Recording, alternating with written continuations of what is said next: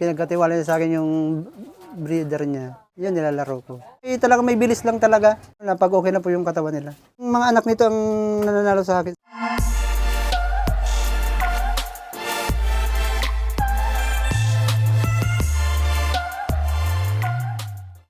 Nandito kami sa Bagong Bayan, Naga City. Loop visit ulit. Pang ano na namin yata to? Pang 5 na ba? Pang-anim po. Pang 6 na loop visit. Ikaw lang dyan, para kayong dalawa lang dyan. Ayan, inabot na kami ng hapon dito kay Sir. So, ito yung mga kalapata niya. Pakita natin. Medyo madilim na. Ayan. Hindi na masyadong kita yung mga breed. Oh, may bantam pa. So, dito tayo. Ayun, buti may ilaw.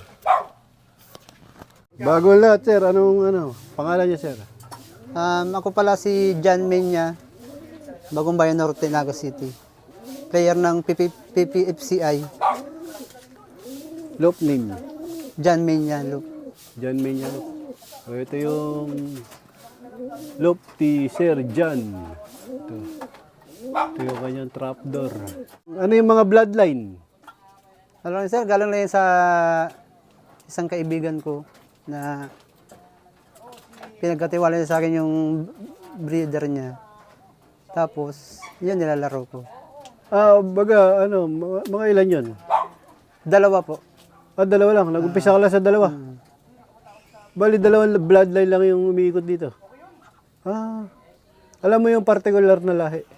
Basta ang sabi niya po, nag-direct daw po siya sa isang sikat na panser sa Maynila. Pero hindi na sa akin Hindi niya sinabi. nabanggit kung sino. Mahiwaga ah. Sino kaya yun? Mukhang magaling ah. Ano yung mga pinanalo nung yung nakuha mo ibon? Ano lang sir, sa malapit, nakaka-pooling rin po ako pag mga training. Tapos sa mga pag first lap, ganyan. Pero sa dulo, kumbaga hindi na ako nakakapadulo na yung nakapadulo pero hindi nakakauwi. Sa pooling talagang Meron po talaga siyang yung nandiyan pa yung mga pamuling mo. meron po yung nilalarong bago ngayon. Kumakabig. Oo, ngayon, sige sabi dyan. Kasama ni Berhil yan. Yan yung magkapalitan, magkabig. Ito. Sila pala yung magkapalitan daw na Si Salon. Si Salon. Si isang beses ako nakasiksik sa kanila. nananalo. Ilan yung nilalaban mo na ibon? Bali, ngayon po, 4. 4. Oo. So, palitan kayo ng ng berhel sa pwesto. Rin po, kumbaga nakakatsamba rin. Ang tanong ko, ano naman diskarte mo pagdating sa sa pooling, sa ibon mo? Para bumilis. Pauwi. Basta po ang ginagawa ko lang po yung preparasyon ko lang. Yung natural lang na hindi ako nagbibigay ng mga gamot sa mga natural. herbal lang ganyan. Honey. Yan ang pinaka ko. Yung paano mo minomotivate? Meron kang diskarte sa motivation, binibigyan mo asawa kasi May asawa po siya. yung isa si John Lim, isang kak, dalawang asawa nung hen niya. Dalawang hen, isang kak. Yung pang motivate niya, isang kak doon sa dalawang hen niya. Ikaw, ano yung ginagawa mo? Lang sir, may asawa lang po siya tapos kumbaga pinapagalit ko lang yung isa. Pinapagalit, parang si Tapos siguro sir, may bilis lang talaga. sa lahi. May bilis lang talaga yung ibon. Kumbaga wala ka masyadong ginagawa effort. Kasi yung iba, ginaganyan ko rin, pero wala naman yung yung Siya resulta lang yung niya. ganun. Siguro may bilis lang talaga yung ibon. Kumbaga siya yung nakitaan mo ng potential, pampuling. Nakakatulong siguro yung yung motivation, pero pati yung lang, may bilis talaga yung ibon. Pagka may toss yan. Bago may laban sa pooling. Meron po. Mga ilang kilometers? Mga lang siguro, mga 50 siguro. Malayo din. Ikaw mismo bumabiyahe? Di sa mga tropa po, nagpapasama lang. Pahagis nagpapasabay din. lang ako. Ilang beses sa isang linggo yan? Isa lang po, pag Huwebes. Isa lang. Tapos, pahinga na. Pag bago mag-loading, kanina, may loading ng Sabado, tinutos ko po yung kahit malapit lang yung panglaro ko. Ibig sabihin, pagka wareg, linggo, umuwi. paano ang ginagawa mo sa kanya? Ano po, ang tubig ko po nilalagay ko ng ano, ng honey. Yan lang po yung ano ko. Honeybee, pang ano mo, pang recover. Honey bilang. Kumbaga natural din ano. Tapos konting patuka lang. Tapos yung yung Lunes, Martes, anong ginagawa mo sa kanya? Ano sir, inaano ko po, niyang tigpa-flushing ko po. Ng, Ano? pinapainom ko po yung ano, yung Bitrasin Gold. Tapos may Bitrasin konting ano Gold lang, din. may konting honey lang. Yun lang po Dalawang yung araw ginagawa. yun, Lunes, Martes. Pag ano lang po, pag Lunes ng umaga. Isang beses lang. Oo. Ah.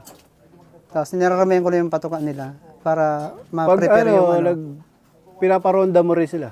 Opo. Pero po pag hapon, ano, gabi na kasi ako nakaka-uwi. Dahil sa Inaano ko trabaho. na lang sa kumpare ko na Binibilin mo na lang. para tapos ako pag gabi, ako na lang nagpapatuka. Kumbaga, kung magtotos yung kumpare mo, ipapatos mo sa kanya. Sabay po. Ah. Nagyayaya naman po sila pag ano, pag may tos. Ibig sabihin, hindi na siya napaparonda sa ano. Puro tos na lang, ganun. Opo, pag ano po, pag talagang training na talaga, hindi ko po talaga pinapursige ko talaga matos siya kasi kulang po sila sa ronda araw-araw. Dito sa ano, sa mga breeding mo, paano mo hinahanda bago i-breed? Pinupurga ko po muna bago isalam. Bago isalam. Tapos pag maganda okay na po Flashing, ready hindi ka to. nagpa-flashing. Ayun na yung purga ko pag hindi na ako Basta purga lang, Oo. bago isalang. So pagkatapos si purga, mga ilang araw mo isasalang yun? Depende po pag pag okay na po yung katawan nila. Sa katawan ka o bumabase. Paligo. Tapos sa droppings nila kung okay na.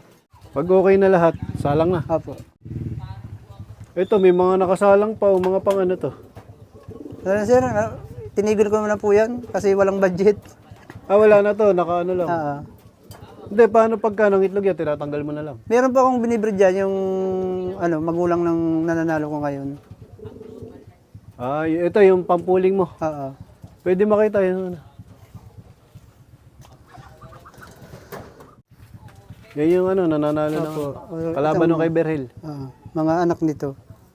Yan din yung isa sa mga lahi Ito lang po yung yung mga anak nito ang nananalo sa akin sa sa pooling. Puling. Oo. Ibig sabihin yung tatay niya, yung kapares niya, yan. Pero ang kagandahan po nito sir, kahit pinalitan ko ng asawa, na talaga siya na-produce ng kahit mga nakakatatlong puling. Nagpapanalo pa rin. Kahit iba't ibang kakang Pero sa dulo po wala talaga siyang wala po talagang dumudulo. Hanggang ilang kilometers ang inaabot ng anak niya? Sa mga 200 plus. Siguro kulang lang ako sa Ba't kinakarga mo hanggang ano? Kasi naka-entry po sa Sa young bird. Oo, ganyan. Ito Bali ilan lang yung breeder mo dito? mga 4 na pares po. Kunti lang Ilan ka lang ang magkarga dito na? Ilan ka lang magkarera? Ang ibon po. Ang pinakababa ko po mga 4 lang. Yung sakto lang sa budget. Shoutout sir, baka may shoutout ka. Shoutout po sa lahat ng player ng PBFCI saka yung lahat ng mga panser sa nalamanaro dito sa Bicol, sa Kanaga. Yung mga kakilala ko. Yun. Thank you. Thank you po. Salamat po. So ito yung mga tropa dito, mga kalapatids. Bali magkapit-bahay sila. Ayan. Halos magkakalapit yung pansier dito. Ang dami namin na loop visit. Ginabi na kami. Ayun nga